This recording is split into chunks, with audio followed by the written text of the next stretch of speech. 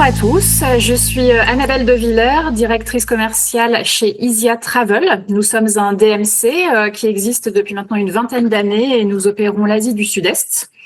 Nous éditons au travers de ces petites capsules vidéo diverses présentations du Laos, qui est une destination qui nous tient vraiment à cœur. Si vous avez pu voir la première de nos capsules vidéo, on vous présente le Laos en destination unique. Cette fois-ci, on va insister un peu plus sur comment promouvoir le Laos en tant que destination, on va dire, très adaptée au slow travel. Une destination qui invite vraiment à prendre le temps et en quoi cette destination propose vraiment une expérience d'immersion, qui est quelque chose qui est aujourd'hui très recherché par les voyageurs. Donc, nous existons, comme je vous disais, depuis l'an 2000. Nous avons d'abord, évidemment, ouvert le bureau au Vietnam, mais ensuite, nous avons diversifié. Nous avons ouvert le Cambodge et le Laos en 2010. Donc, le Laos, en fait, nous avons 3 bureaux au Laos. Et l'intérêt, c'est que justement, nous sommes d'une part un DMC francophone, donc avec des échanges, des devis, des cotations, etc., tout en français, et également un DMC qui opère uniquement en B2B. Donc, on s'adresse vraiment exclusivement aux professionnels du tourisme. Donc, les fondateurs sont 3. Donc, il y a Philippe Richard qui est lui basé en France, qui permet d'avoir une bonne implantation et une bonne compréhension aussi des marchés francophones. Et ensuite, Thuyoa et Vui, qui sont eux basés à Hanoï et qui gèrent toutes les équipes de vente, de qualité, d'opération, qui sont donc basées en Asie directement. Au niveau des destinations, comme je vous le mentionnais, nous opérons aujourd'hui 4 destinations, donc le Vietnam, le Cambodge, le Laos et la Thaïlande. Et pour information, nous ouvrons le Japon en 2026. Nous lançons officiellement le Japon à l'occasion d'ITB Berlin. Donc, vous pourrez également nous consulter sur cette destination. L'intérêt de travailler avec nous sur le Laos, c'est que nous avons des équipes vraiment dédiées sur place. Nous ne sommes pas un DMC qui sous-traite le Laos et qui le considère comme une simple extension. On a vraiment dynamisé des équipes, des ressources humaines et de bureaux pour vous offrir la meilleure expérience possible, la plus personnalisée et la plus sur le terrain, afin de vous offrir des expériences, des produits différenciants également sur cette destination. Chez Isia Travel, le tourisme responsable et durable est vraiment au cœur de notre ADN, de notre volonté aussi d'œuvrer en faveur d'un tourisme vertueux et respectueux économiquement parlant, mais également aussi au niveau des populations locales.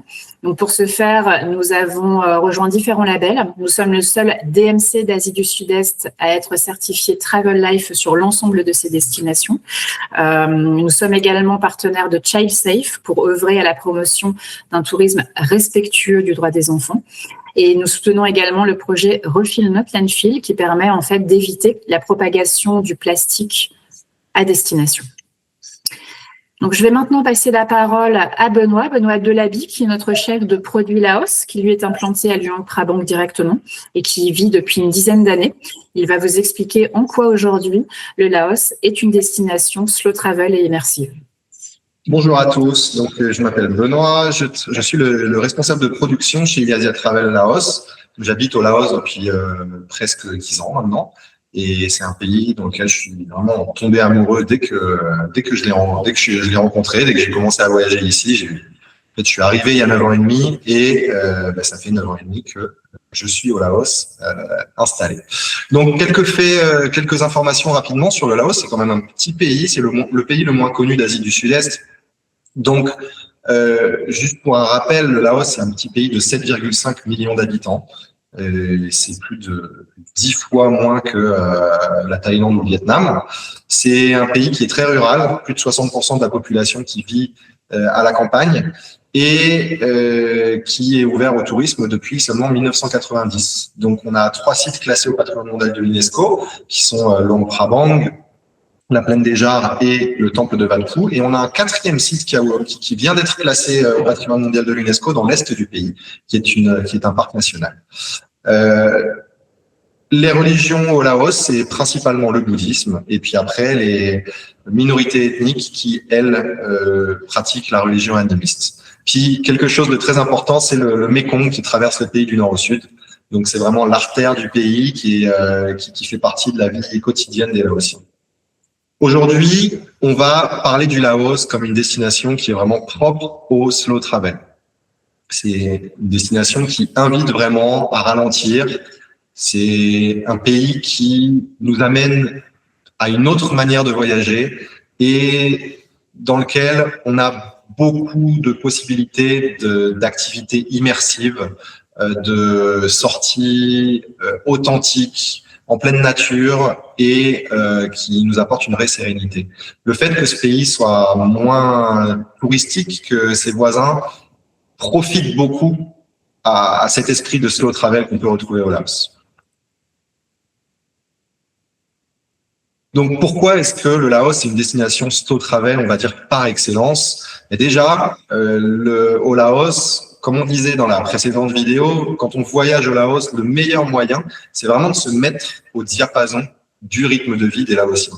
Et les Laotiens, ils vivent très à la cool, et c'est pas du tout péjoratif, c'est juste que nous, on est un peu plus habitués à vivre de manière un peu plus punchy en Europe, dans le monde occidental. Au Laos, en fait, prendre le temps de vivre jour par jour, mais aussi de prendre le temps avec sa famille, ses amis, c'est quelque chose de très important. Et se mettre au diapason de ce rythme de vie, c'est aussi pouvoir profiter d'un voyage au rythme différent. Et finalement de rentrer dans ce slow travel qui permet de déconnecter, qui permet d'avoir un voyage apaisant et plus équilibré. Le Laos, en termes de logistique, c'est aussi très bien organisé du nord au sud, ce qui nous permet d'avoir pas trop de déplacements et donc plus de temps sur place dans chacune des régions. Les expériences immersives, quand on en parlait, hein, c'est vraiment, on parle d'expériences avec les habitants, mais aussi de découverte de la culture locale, que ce soit la culture religieuse, traditionnelle, mais aussi la culture de la campagne. Comme on disait, c'est un pays qui est très rural, plus de 60% de la population qui habite à la campagne. Donc, beaucoup de découvertes de ces zones rurales et des activités des Laotiens dans le monde rural. L'immersion, elle est vraiment adaptée à chaque budget. Hein. On a des activités qu'on propose qui sont très accessibles, hein, comme on voit sur la photo ici, faire une partie de pétanque avec les Laotiens, ça c'est quelque chose qui est très accessible et qui pour autant nous amène à une belle immersion et un très joli moment de partage avec les Laotiens.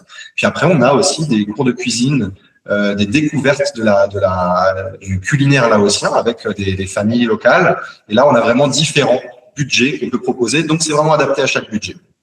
C'est de l'authenticité, mais en plus de ça, ce qui est bien, c'est que c'est de l'authenticité sans folklore. On n'est pas dans le fake, c'est encore très nature, très vrai, et c'est ça qui est bien au Laos. Le fait que ce soit pas surplombé de tourisme de masse fait que on peut vraiment proposer des activités vraies et naturelles sans folklore. Au Laos, on a beaucoup de possibilités d'hébergement, bien sûr, et notamment d'hébergement immersif. Les photos que vous voyez sur la gauche, ce sont deux photos de homestay. Donc, la première ici, c'est un homestay dans un petit village des montagnes du nord du Laos. Donc, ici, clairement, le confort, il est rudimentaire. Hein. C'est un petit village où il y a tout juste l'eau. Dépendant des villages, parfois, il n'y a même pas l'électricité. Mais on entre dans une authenticité qui est vraie, c'est-à-dire c'est des villages où il n'y a jamais de touristes. Donc, on arrive là-bas, on est accueilli à bras ouverts par les habitants. Évidemment, ça va être pour tout le monde, pour les profils de voyageurs, baroudeurs et qui sont prêts à découvrir une expérience particulière auprès des habitants. On propose ce genre d'expérience. Mais en termes de homestay, on a aussi d'autres possibilités, des possibilités plus confortables, comme la photo d'en dessous. Ça, c'est une photo de notre maison Iasia Pakou, la maison de Pakou. On propose un homestay de 1 ou 2 nuits. Et typiquement, on propose quelque chose de immersif dans un petit village à côté de Luang Prabang, mais sur lequel on a quand même mis l'accent sur le confort pour ouvrir cette porte de l'expérience immersive au plus grand nombre.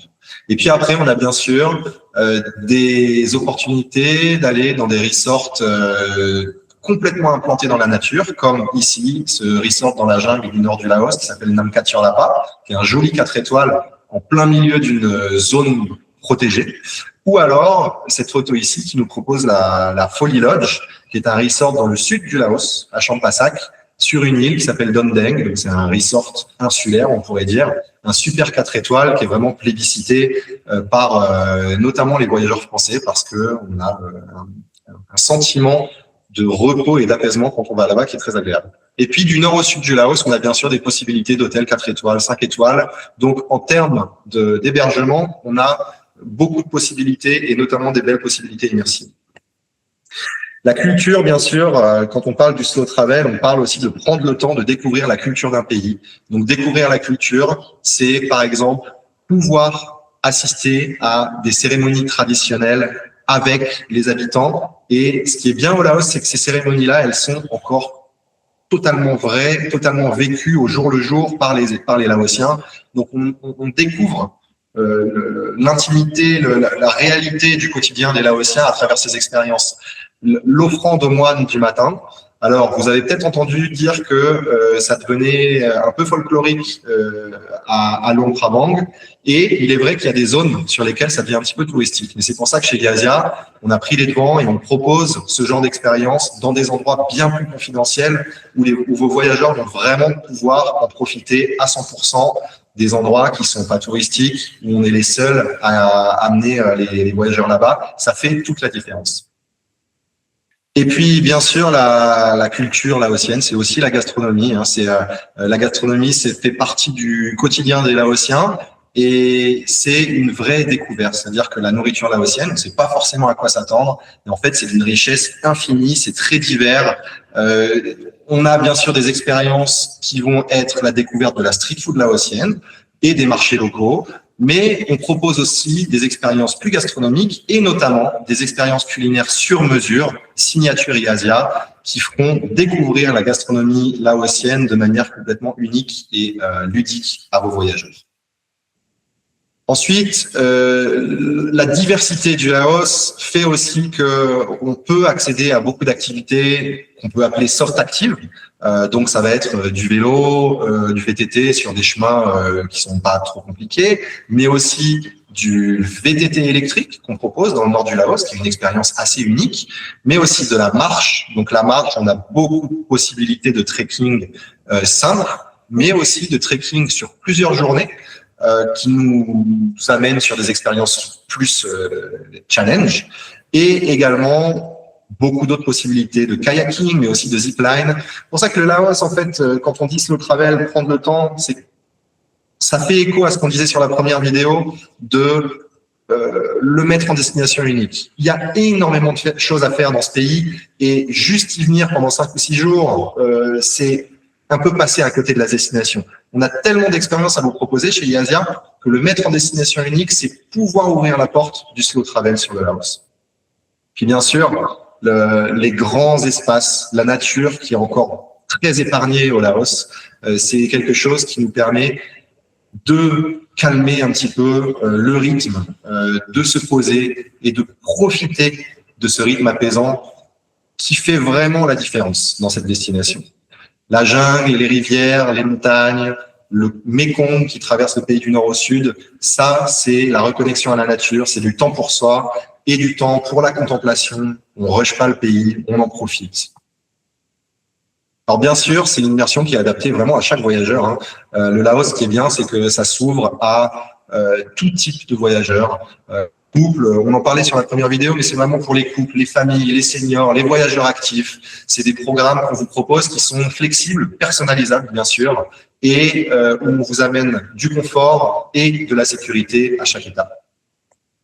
Alors finalement, le slow travel au Laos, c'est vraiment l'ADN d'un voyage au Laos. Le slow travel au Laos, c'est pouvoir profiter d'expériences humaines, sensorielles et culturelles. C'est profiter d'une destination qui apaise et qui marque durablement les esprits. Finalement, c'est un vrai voyage pour se reconnecter. Donc, proposer le Laos en destination unique et prendre son temps pour le découvrir, c'est une garantie que vos voyageurs vont revenir heureux de leur voyage au Laos.